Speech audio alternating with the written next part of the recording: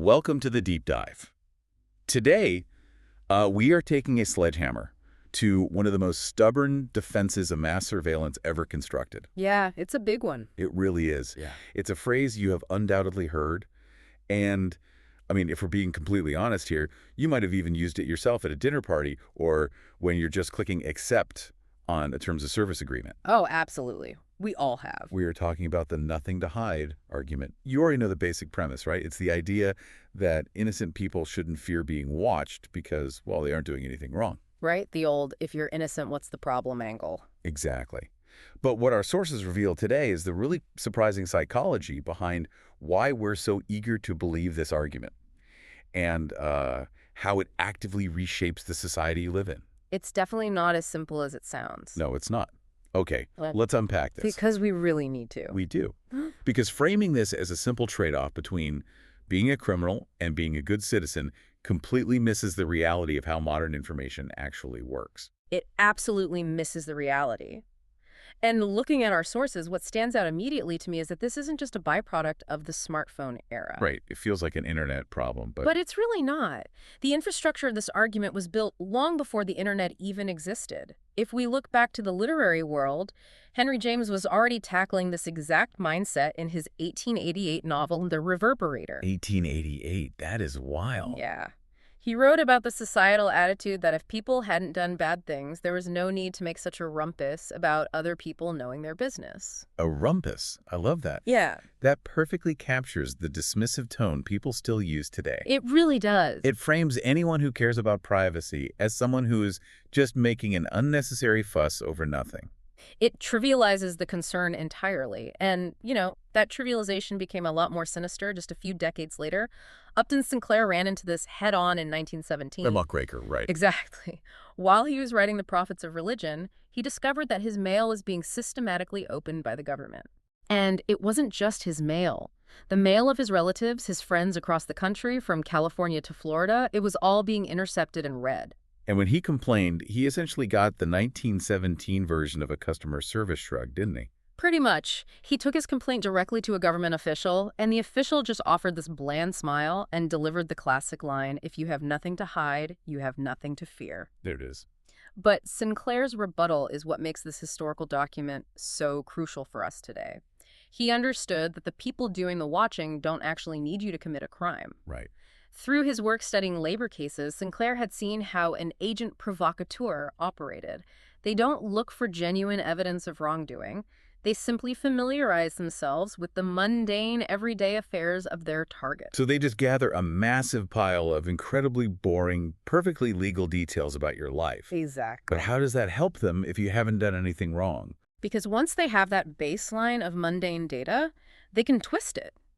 They use those innocent details to fabricate evidence or construct a narrative that looks incredibly convincing when they feed it to the yellow press. The sensationalist tabloid journalism of that era. Right.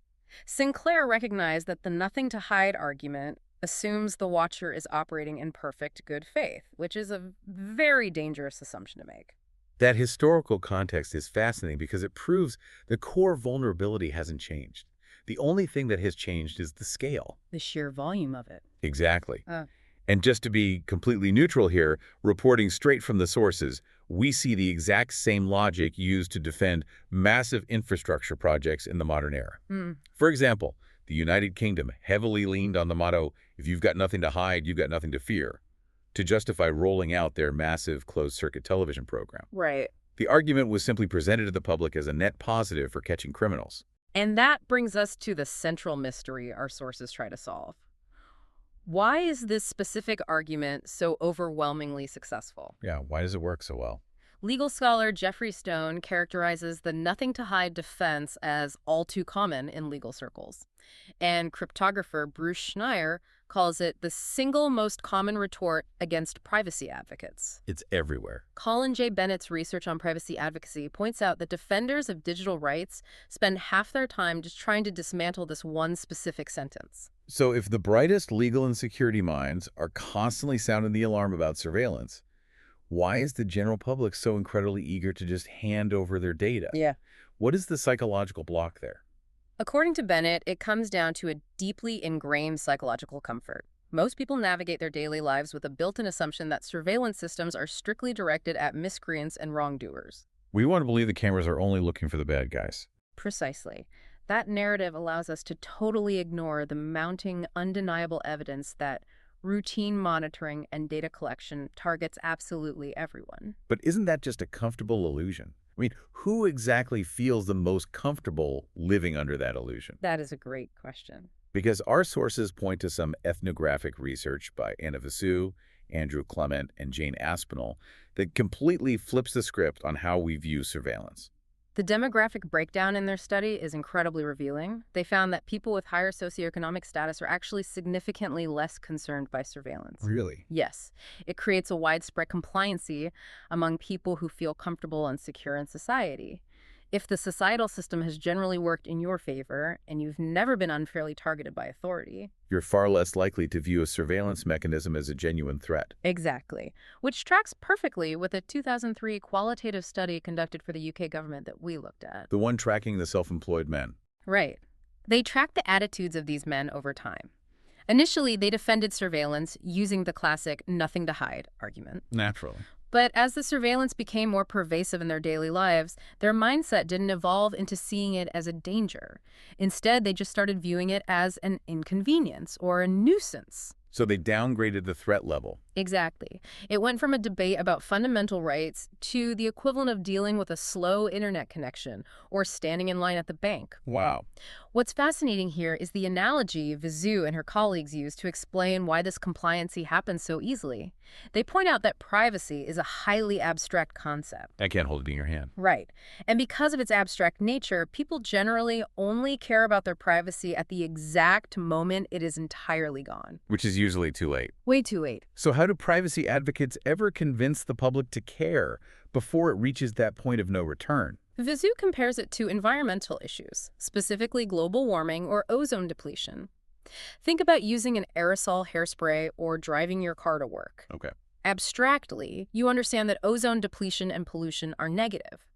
But the immediate, visible gain of getting to work on time or the convenience of a free social media app Completely outweighs the invisible long-term loss to the environment or to your personal privacy. Exactly. Here's where it gets really interesting, though. Because while that loss of privacy might feel completely invisible or abstract when you're just clicking agree on a cookie banner, the real-world consequences are incredibly tangible. Very much so. If the public thinks privacy is just a shield for hiding a dead body, how do the critics push back on the abuse of perfectly mundane information? Well, Daniel J. Sullivan is a major voice in dismantling that illusion. He attacks the so what factor. The so what factor. Yes. Sullivan argues that even if you never commit a single crime in your entire life and your record is completely spotless, institutions can still cause you massive life-altering harm simply through the mismanagement of your data. Wait, so we're not even talking about a malicious government at this point. We're just talking about sheer bureaucratic incompetence. Often, yes. How does a clerical error ruin someone who has nothing to hide? Think about the massive databases that dictate our lives today. Credit bureaus, medical records, government watch lists. If a database mistakenly flags you because of a typo, or if a poorly secured server leaks your sensitive medical history, your life can be turned upside down. Yeah, you could be denied housing, lose employment opportunities, or get detained at an airport. Exactly. So Love argues the nothing to hide. Defense forces a dangerously narrow understanding of what privacy actually is.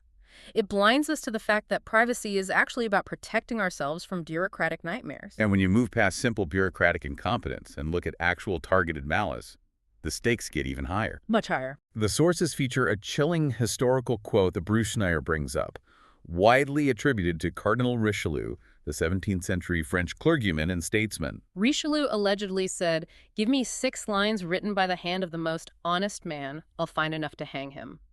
That is incredibly dark. Yeah. So the argument is that the data itself doesn't even need to be incriminating. Not at all. Wow. A receipt from a hardware store, a record of a doctor's visit, a log of the cell towers your phone pinged on a Tuesday afternoon. Perfectly normal things. Completely mundane, but in the wrong hands or under a shifting political landscape, completely innocent data can be reframed to persecute anyone.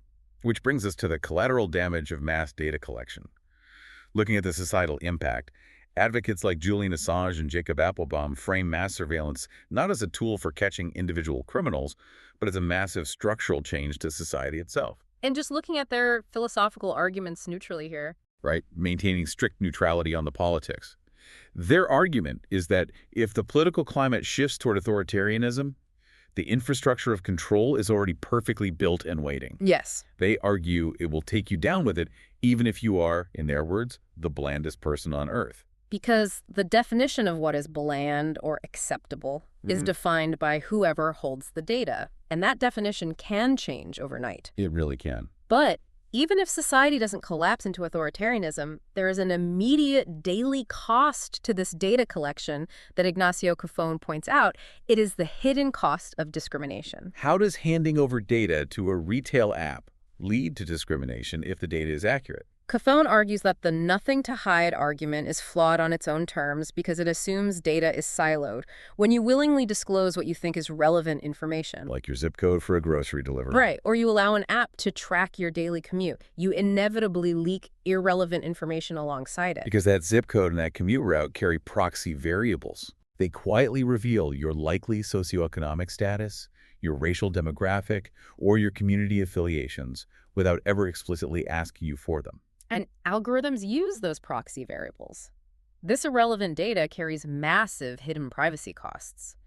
You might have nothing to hide in terms of criminal guilt, but you inadvertently hand over a mosaic of data that causes a black box algorithm to deny you a mortgage. Or filter your resume out of a job pool. Based entirely on statistical profiling. So we are moving far beyond privacy as a personal preference for secretive people. It is starting to look like a foundational pillar of a functioning society. It truly is. And the sources draw some powerful parallels to drive this home. For instance, Edward Snowden provided a very famous counterargument. Again, just looking at the philosophical point he's making. Right. He remarked that saying you don't care about the right to privacy because you have nothing to hide is exactly the same as saying you don't care about free speech because you have nothing to say. It shifts the entire paradigm. Even if you aren't utilizing your right to free speech at this exact moment, its mere existence protects the ecosystem of your society. It's the same for privacy. Exactly.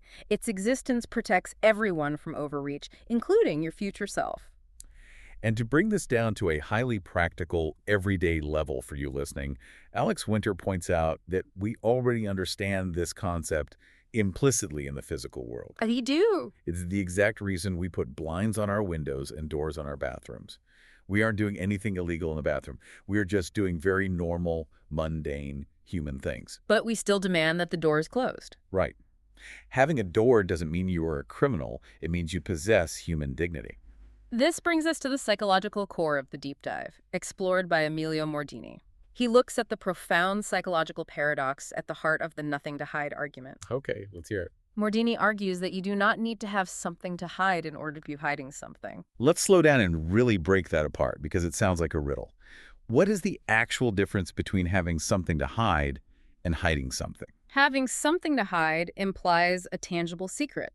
It implies guilt, a specific action or fact that would cause you trouble if it were exposed. Okay. But hiding something, the act of holding a part of yourself back from the world, is fundamentally different. Mordini explains that the actual content of what you are keeping private isn't even relevant. So what is? What is biologically and psychologically necessary to the human psyche is having a restricted, intimate area. So the act of building the wall is more important than whatever's behind the wall. Yes. From a psychological perspective, people actually become individuals precisely when they discover that it is possible to hide things from others. That's fascinating. When you look at child development, a major cognitive milestone is the moment a child realizes that their parents cannot read their mind. That realization that they possess a private inner world that cannot be accessed by authority figures is what separates them from their parents and allows them to become an autonomous individual. If you never develop that boundary, you never fully individuate. Exactly. So how does that psychological need apply to a modern digital landscape where we are constantly pressured by tech platforms to overshare every single thought and movement? It creates a deep friction. We're being asked to abandon the very mechanism that makes us distinct individuals in exchange for convenience. So what does this all mean? We are constantly told by politicians and tech CEOs that we have to trade our privacy in order to gain security in a dangerous world.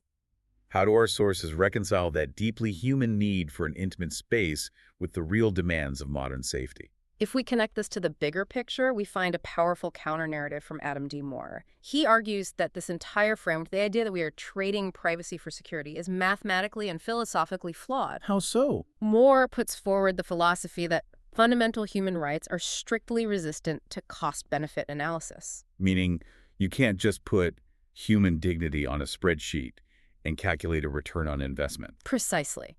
You cannot treat fundamental rights as commodities to be bartered. If we allow society to say, we will trade a 10% reduction in privacy for a 10% increase in security, the math will always eventually justify complete subjugation. That makes a lot of sense. Furthermore, Moore warns that the cost-benefit analysis is almost always rigged because surveillance inherently discriminates. It isn't a neutral net that catches everyone equally. Right. The burden of being watched disproportionately affects specific societal groups based on appearance, ethnicity, sexuality, and religion. Because the system doesn't look at everyone's nothing equally, I have nothing to hide, is ultimately a statement of privilege. It really is. It assumes the system will treat your mundane data with the same grace it treats everyone else's, which, historically, just isn't true. Which brings us to the ultimate conceptual blow, delivered by Bruce Schneier. He argues that the public has been actively tricked. Tricked how? We have been conditioned by years of messaging to believe that the choice we're making is security versus privacy. But in reality, the true battle, the actual dichotomy we are facing as a society is liberty versus control. Liberty versus control. That completely shatters the framing. It does. It's no longer a debate about whether you want to be safe from criminals. It is a debate about whether you want to live in a society where your actions are freely chosen or a society where your life is constantly managed, nudged, and monitored by an external force. The nothing to hide argument asks you to surrender your liberty under the guise of gaining a little bit of security. But what you are really surrendering is your autonomy to a system of control. We have covered incredible ground today. We started with Upton Sinclair realizing that his open mail wasn't a search for a crime, but a search for vulnerabilities. We looked at the hairspray analogy and how we willingly ignore invisible long-term losses for the immediate convenience of a free app. We explored how seemingly innocent, mundane data can be twisted by a modern Richelieu, or fed into an algorithm that quietly denies you a job. And finally, we realized that the doors on our bathrooms and the encryption on our digital lives serve the exact same human need. The necessity of an intimate space that makes us who we are. This raises an important question. We talked about Emilio Mordini's concept that having a private sphere, discovering we can keep a part of our inner world away from others, is the very mechanism that makes us unique individuals. Right. So what happens to human nature in a future where perfect, inescapable surveillance makes hiding literally impossible? If we eventually build a society where absolutely nothing is hidden, do we cease to be a society of individuals altogether? Thank you so much for joining us on this deep dive. We hope we've given you some powerful tools to think about these issues. Keep asking questions, keep challenging the simple narratives, and take a moment to look at your own digital footprint in a brand new light. See you next time.